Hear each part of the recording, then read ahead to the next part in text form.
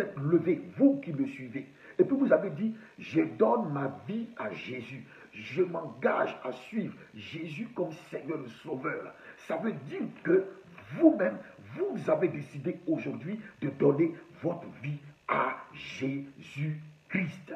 C'est ça que ça veut dire. Ça veut dire, tout ce que je faisais avant, je ne le ferai plus.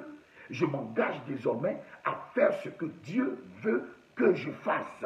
Voilà ce que ça veut dire. Donc vous ne pouvez donc pas, après que vous ayez donné votre vie à Jésus, vous ne pouvez donc pas concilier en vous deux vies. La vie ancienne dont on dit qu'elle est passée, ou bien qui est supposée être passée, et une nouvelle vie que vous voulez embrasser. Vous ne pouvez pas combiner, vous ne pouvez pas jumeler les deux vies à l'intérieur de vous. Ce n'est pas possible. Vous ne pouvez pas jumeler ces deux vies. Non, vous ne pouvez pas jumeler ces deux vies. Eh bien, vous ne pouvez pas jumeler ces deux vies parce que Dieu lui-même est totalitaire. Dieu lui-même, il est exclusif. Il ne veut pas partager. Et lui-même, en 2 Corinthiens chapitre 6, je crois, la Bible dit que quel rapport y a-t-il entre Christ et Bélial? Donc, vous voyez que Dieu lui-même, quand vous mettez dans la balance, il ne veut pas partager. Dieu ne partage pas. Dieu ne veut pas partager quelqu'un avec le diable ou avec les choses de la chair. Vous comprenez ce que je dis? Donc, si ce que vous avez fait avant est passé, si ce que vous avez dit avant est passé, ces choses sont carrément passées. Vous ne pouvez donc pas vous y retrouver et penser que de toute façon, je peux toujours y être, mais comme Dieu est amour, Dieu va faire. Et voici ce type de personnes qu'on a. C'est-à-dire que pour eux, un homme de Dieu, il est là. Je vous donne un exemple. Un homme est venu me voir une fois, il avait de l'argent. Il est venu me voir. Il est venu me voir, il m'a dit qu'il voulait me rencontrer. Il vient, il avait une cigarette en main et il voulait même se permettre d'allumer la cigarette. Je lui ai dit non, que je ne fume pas. Déjà, c'est un manque de respect. Vous venez voir un homme de Dieu. Vous avez une cigarette. La tenue, la conduite, la correction voudrait que vous ne puissiez même pas allumer votre cigarette, encore moins la monter. Mais le gars, il dit, il veut allumer. Je lui ai dit non, moi, on n'allume pas la cigarette ici. Alors, qu'est-ce qu'il fait? Il sort de l'argent. Et puis, il dépose sur la table. Il dit, bon, pasteur, prenez ça pour votre coca et tout ça. Mais je me demandais bien, parce que je ne le connaissais pas, je me demandais bien pourquoi il me donnait cet argent. Et il me dit, bon, vous prenez ça, vous payez votre coca et tout ça, parce que vous savez, j'ai des problèmes là, j'ai des affaires que ça coince un peu. Donc, je veux que vous preniez ça. Et puis, vous allez prendre un jeûne pour moi. Vous allez prendre un jeûne pour moi. Vous allez prier pour moi. Et puis, bon, je crois que si vous jeûnez, si vous priez, ben, je crois que les choses vont aller. Donc, vraiment, prenez ça, mettez ça sur vous. Et puis, s'il vous plaît, faites en sorte que mes affaires là puissent marcher. Faites en sorte que mes affaires puissent marcher. J'ai regardé le gars, mais j'étais dépassé. D'abord, je me suis senti insulté en tant que serviteur de Dieu. Que ce monsieur-là, lui, vienne me voir. Et comme s'il donnait un ordre à son larbin, il vient, il dépose de l'argent, et puis il dit, bon, il faut entrer en jeûne là, tu vas aller prier pour moi parce que j'ai beaucoup de problèmes, je veux que ça se règle, donc, pasteur, je veux que tu ailles prier pour moi. Mais je me suis senti insulté. Je me suis senti insulté, humilié. Et je lui ai dit, vous êtes venu voir un marabout ou bien vous êtes venu voir un homme de Dieu? Parce que ce que vous faites là, en fait, on fait ça avec les marabouts. Quand on va voir un marabout, là, on va avec son argent et on donne son argent pour que le marabout fasse le travail. Chez moi ici, là, quand vous venez voir un homme de Dieu, là, vous venez voir un homme de Dieu, c'est-à-dire que vous venez voir Jésus. Jésus, là, même pour qu'il t'exauce, il y a des règles et des principes à observer. Avant que Jésus lui-même il t'exauce, il y a des règles et des principes à observer. Si tu ne veux pas observer ces règles et ces principes, Jésus ne va pas t'exaucer. La Bible dit, Dieu n'exauce pas les pécheurs. Ce n'est pas parce que tu viens voir un homme de Dieu. Ce n'est pas parce que tu viens avec une offrande. Ce n'est pas parce que tu as ton argent que tu viens me voir et puis tu me donnes que moi là, dès que tu m'as donné immédiatement, ça va. Ça veut dire que, bon, ton problème sera résolu et que moi je suis contraint d'aller prier pour toi pour que toi tu puisses avoir les ossements. Ce n'est pas comme ça que ça marche, camarade. Ça ne marche pas comme ça. Ça ne marche pas comme ça. Et ce monsieur, je lui ai dit, prenez votre argent et puis sortez. Voilà. En fait, je veux avoir ma conscience tranquille quand il s'agit des choses de Dieu. Je ne prends pas ça. Et je ne peux pas prier pour toi parce que le cœur avec lequel tu es venu n'est pas un bon cœur. Tu n'es pas dans une bonne disposition. Tu es venu acheter l'homme de Dieu. Tu es venu acheter l'œuvre de Dieu. Tu es venu acheter le serviteur de Dieu. Je ne peux pas prendre cet argent. Il y a une autre. Je vais vous dire dans quel esprit parfois les gens sont. Il y a une autre qui m'a contacté une fois. Et j'étais à Paris quand elle m'a contacté. Elle me dit, pasteur, je veux vous expliquer un problème. Je veux que vous priez pour moi pour que Dieu puisse intervenir. Alors je lui dis quoi? Elle me dit qu'elle a son mari qui est à Abidjan, qui est un homme de Dieu. Elle a son mari, elle m'a bloqué, ben elle est fâchée. Donc je peux parler de ça. Et qui est à Abidjan, et elle et son mari ont fait un deal. Et le deal qu'elle a fait avec son mari là, c'est que elle doit aller à Paris. Elle a pris une grossesse de son mari. Donc elle allait à Paris. Donc son mari lui dit, débrouille-toi pour avoir les papiers comme ça. Quand tu as les papiers, tu me fais venir, moi aussi je viens te voir là-bas. Donc elle est venue, elle était à Paris.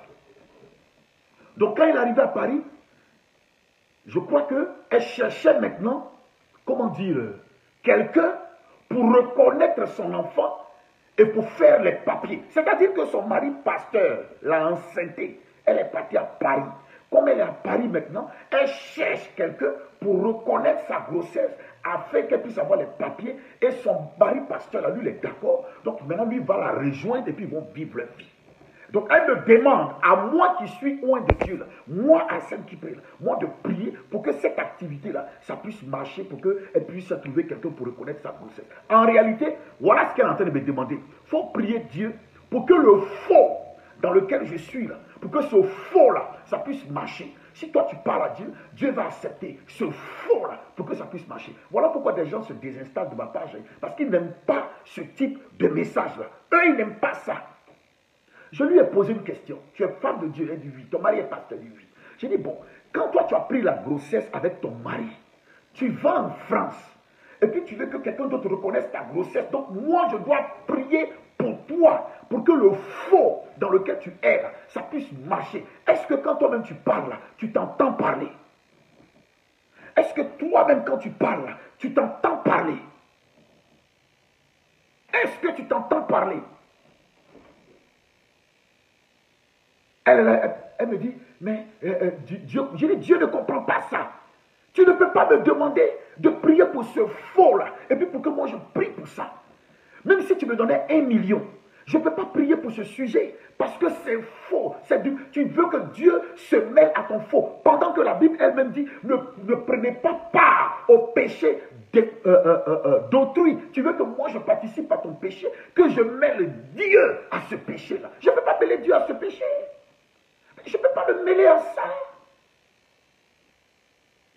Quand tu donnes un sujet de prière, c'est parce que tu es dans une disposition d'esprit, sachant que Dieu peut faire. Et si Dieu peut faire, c'est-à-dire que tu es prêt à accepter les règles et les conditions de Dieu pour ton exaucement. Tu ne peux pas me demander, moi, de pouvoir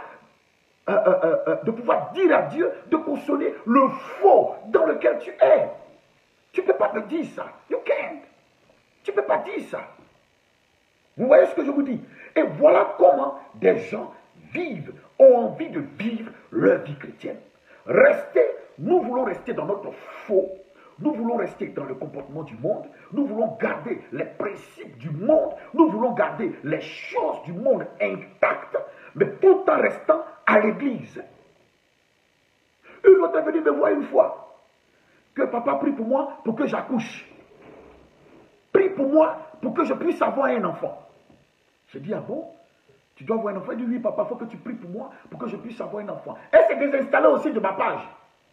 J'ai dit, ok, d'accord, on va faire une conférence, toi, ton mari et moi. Vous êtes mariés depuis quelle année? Vous êtes mariés depuis quelle année? Elle dit, non, on n'est pas mariés, c'est mon copain. Donc, moi, à Saint-Kipré, qui sait que l'impudicité n'est pas bien et que le concubinage n'est pas bien, tu me demandes, moi, de prier pour que toi, vous continuez dans votre vie et que lui t'enseigne dedans. Ça veut dire que la bénédiction de Dieu, là, moi je dois te donner ça. Et puis lui, il va t'enceintrer. Sois béni, Linda Delon, bienvenue. Toujours plaisir de te voir. Donc, tu veux que moi je prie pour que toi, ton copain, puisse te mettre enceinte alors que vous n'êtes pas mariés. Alors que la Bible dit que vous devez être mariés pour faire ça. Mais comment vous pouvez? Et c'est comme ça que les gens fonctionnent. Parce que pour eux, ça veut dire que le pasteur là, il prie. Et malheureusement, on a un type de personne comme ça, qui, à cause de l'argent, qui, à cause des chiffres des œuvres de la chair, qui, à cause de n'importe quoi, ces gens-là sont obligés de prier pour que ça marche. Ou bien alors ils prennent l'argent et puis il va te dire, bon, on va faire une action prophétique, tu vas voir, ça va marcher. Aucune action prophétique ne peut contredire la parole de Dieu. La Bible dit, Dieu n'exauce pas les pécheurs. C'est simple, c'est clair, c'est net. Tu viens à Dieu, tu poses ton sujet de prière. C'est comme ça, à une veillée de prière à la salle des fêtes. J'ai dit, bon, vous tous qui veulent avoir des enfants, venez. La salle s'est levée pour venir. Ils veulent avoir des enfants. Ok, d'accord. Maintenant, je dis, parmi vous, j'espère que vous êtes mariés. Plein ont levé la main. Non, moi je ne suis pas encore marié. Non, moi je ne suis pas marié. Moi je vis avec mon copain. Moi je vis avec mon chéri. Je leur dis, vous tous qui n'êtes pas mariés, là, allez vous asseoir. Ça veut dire que c'est une centaine de personnes qui s'est levée pour qu'on puisse prier pour eux. Seulement 10 personnes se sont arrêtées parce que c'est elles qui étaient mariées et qui voulaient des enfants. Les autres, elles sont chrétiennes. D'après elles, elles vont à l'église. Elles ont leur ministère. Parfois même, ce sont des servantes de Dieu. Mais elles ont leur copain. Et elles veulent qu'on prie pour qu'elles aient un enfant sans être mariées. Mais vous voulez que... Ça veut dire que les gens n'ont pas compris comment Dieu fonctionne. Comment Dieu fonctionne. Les gens n'ont pas compris comment Dieu fonctionne. Dieu ne fonctionne pas comme ça. Dieu ne fonctionne pas comme ça. Alors, nous ne voulons pas nous repentir. On ne veut pas changer de vie. On ne veut rien changer. Mais on dit, on veut la grâce de Dieu. Nous ne voulons rien faire. Nous ne voulons même pas poser un pas. Mais on veut que Dieu change nos vies. Mais comment est-ce que Dieu fait? Comment ça se fait? Et comment ça devrait se faire? C'est pas comme ça que ça marche, camarade. Ça ne marche pas comme ça. La Bible dit, vous les reconnaîtrez à leurs fruits. Quand vous avez accepté Jésus, ça veut dire que la vie ancienne, c'est fini, c'est passé. Mundo, bienvenue mon fils. La vie ancienne, c'est passé. Donc vous ne pouvez plus vous réclamer de cette vie ou de certains éléments qui viennent de cette vie-là et vous demandez à Dieu de venir cautionner ça. Dieu ne cautionnera pas ça. Écoutez, il est temps que tu choisisses ton camp. Écoute, pasteur, ton église peut ne pas être remplie, peu importe. Parce que ce message-là, justement, ne va pas remplir ton église. Ce message-là, justement, ne va pas emmener du monde dans ton église. C'est vrai. Mais c'est mieux que tu aies de la qualité. C'est mieux que tu aies de la qualité. Et que les gens puissent comprendre que Dieu ne s'achète pas. Dieu ne se vend pas. Dieu n'est pas un larbin à qui on donne des ordres. Dieu n'est pas quelqu'un qu'il faut prendre à la légère. Dieu n'est pas quelqu'un qui se mêle de nos histoires parce qu'on fait ça. Donc comme je donne un ordre de Dieu, je donne ça, voilà. Tout. Mais comment est-ce que les gens peuvent fonctionner comme ça? Comment est-ce que... C'est comme quelqu'un qui une soeur est venue me voir. Elle était chantre dans une église. Et elle vient me voir. Papa, je veux te voir. Ça veut dire parfois il y a des sujets de prière même. Quand on vous donne, c'est un manque de respect. Et je l'ai vu comme un manque de respect. Ah, papa, il faut prier parce que vraiment, je suis tombé dans le péché, mais je suis enceinte. Vraiment, je vais aller faire un avortement. Il faut que ça marche. Comment vous pouvez demander des choses comme ça? Et vous allez trouver des gens qui vont prier pour ça, pour que ça puisse marcher. Pourquoi? Qui vont prier pour ça, qui vont vous prendre de l'argent, qui vont vous faire des actions prophétiques, juste pour que toi, ton avortement là, puisse marcher. Depuis quand Dieu doit donner un exaucement pour que toi, ton avortement là, puisse marcher? Est-ce que les gens comprennent dans quoi on est avec cette affaire de Dieu? Il faut choisir ton camp. En fait, tu n'es pas obligé même de dire que tu es chrétien. Tu peux rester dans ta maison, tu peux dire que tu ne vas pas à l'église. Personne ne va te frapper, personne ne va t'en vouloir, personne ne te dira quoi que ce soit. C'est ta vie, tu l'orientes comme tu veux. C'est ta vie, tu l'orientes comme tu veux. Tu fais de ta vie ce que tu veux, tu l'orientes comme tu veux. Mais si tu viens à Dieu, si tu rentres dans le Seigneur Jésus-Christ, si tu viens pour l'accepter, il y a une seule chose à faire. Les règles, les principes que lui il a édictés, toi tu dois te plier à ça. C'est à cela que vous devez comprendre. Et c'est valable pour nous, pasteurs, et c'est valable pour tous les fidèles. Nous devons nous plier aux règles et aux principes de Dieu. Vous ne pouvez pas être dans la maison de Dieu et poser des problèmes de ce genre et penser que le Saint-Esprit va faire la vérité.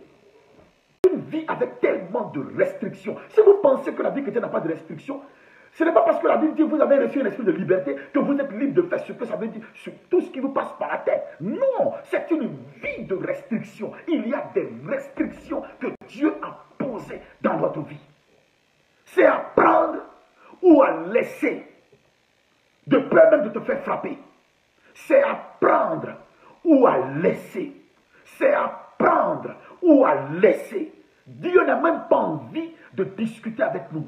Il y a des gens qui n'ont Dieu est amour, de toute façon Dieu comprend. Mais pourquoi est-ce que vous voulez réécrire la Bible? Pourquoi vous voulez réécrire la Bible? Pourquoi les gens veulent réécrire la Bible? Dieu ne va pas comprendre ça. Des choses sont claires et précises. Ce que Dieu a dit là, c'est ce qui doit être fait. Il n'a pas demandé à discuter avec toi sur la faisabilité de la chose. Il dit, tu es devenu chrétien, voilà comment tu dois marcher.